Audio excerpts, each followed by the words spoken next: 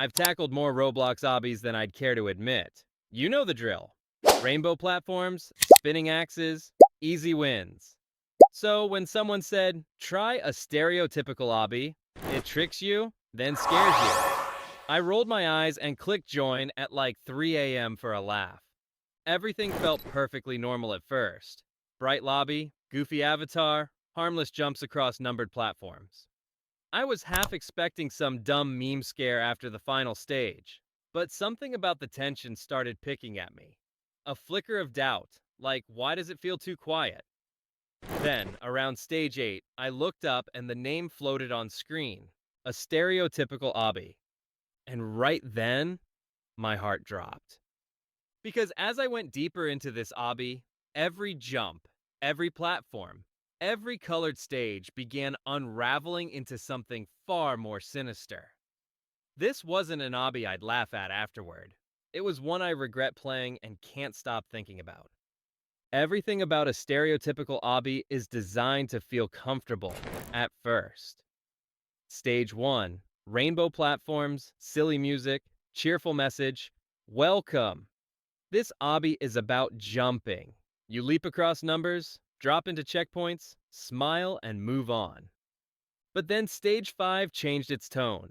Colors faded, music warped just slightly. Platforms became oddly shaky. I almost tripped when one spun unexpectedly. It came with a prompt, taken from you. And that's when the creeping dread started. From stage 5 onward, it wasn't fun anymore. The bright colors felt mocking. The platforms rattled like they'd snap if you blinked.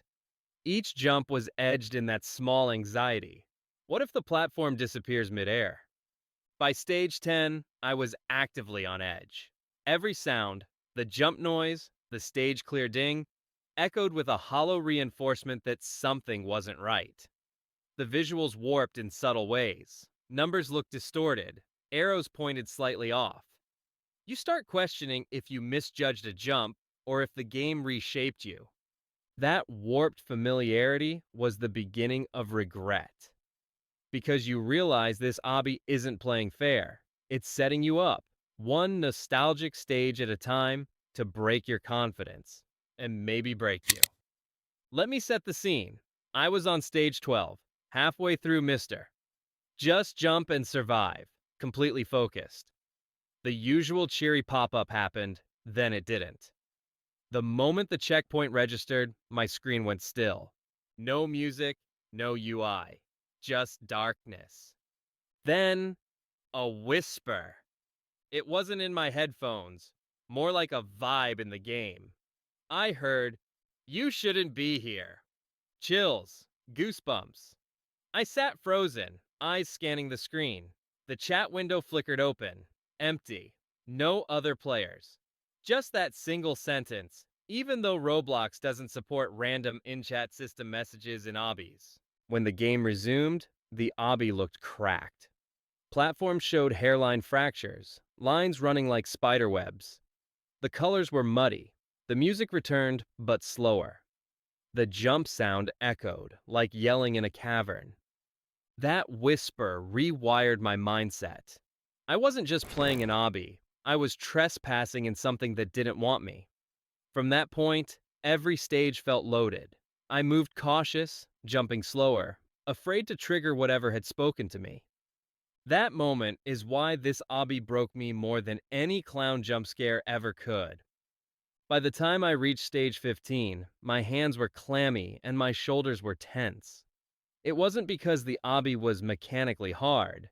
It was because the game was wearing me down, piece by piece. It all started when I stepped onto what looked like a harmless rainbow staircase. I climbed up, expecting to hit a checkpoint. And then suddenly, I was back at stage 8. No transition, no loading screen. Just an instant snap back to a place I'd already been. At first, I thought maybe I'd lagged out or glitched. But then I noticed it wasn't exactly the same stage 8. The platforms were spaced a little further apart. The colors were duller. The background music, which used to be upbeat, was now slower, like it was dragging itself through molasses. I kept going, determined to fix the loop by pushing forward.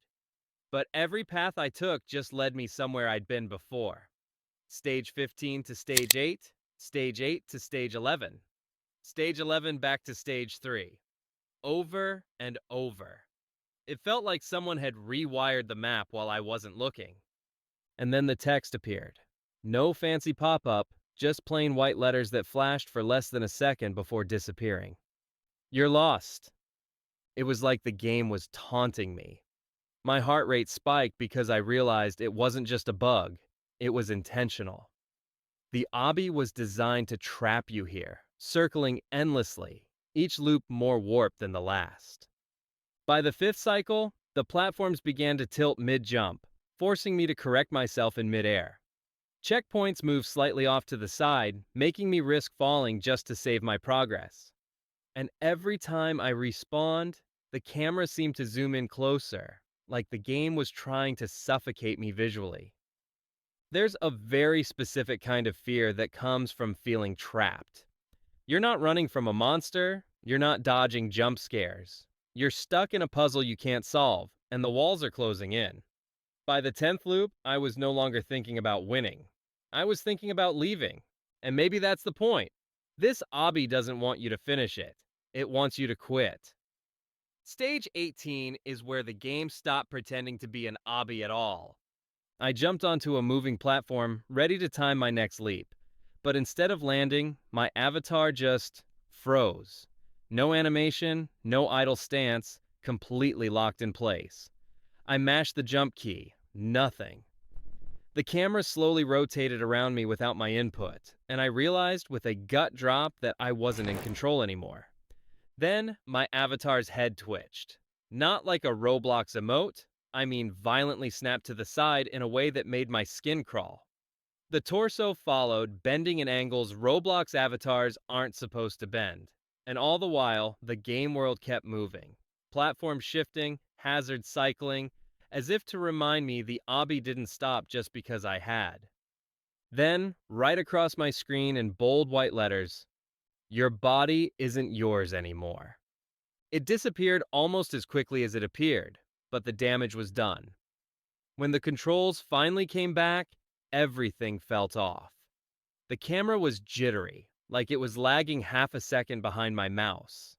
My jump inputs were delayed. Sometimes they wouldn't register at all.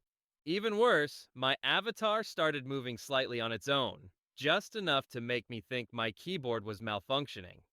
But it wasn't. It was the game. The obby was controlling me. I tried speeding through the rest of the stage, hoping I could reset whatever glitch had taken over. But that only made it worse. Platforms elongated unnaturally as I approached them, almost like they were stretching toward me. The sound of my footsteps slowed and deepened, echoing like I was running in a massive empty room. When I finally hit the checkpoint, my hands were shaking. I had played plenty of horror games that took away control, but this was different. This didn't feel like a cinematic scare. It felt personal. Like the game had singled me out and said, "You don't get to control this anymore." And for a brief moment, I honestly thought, maybe I don't.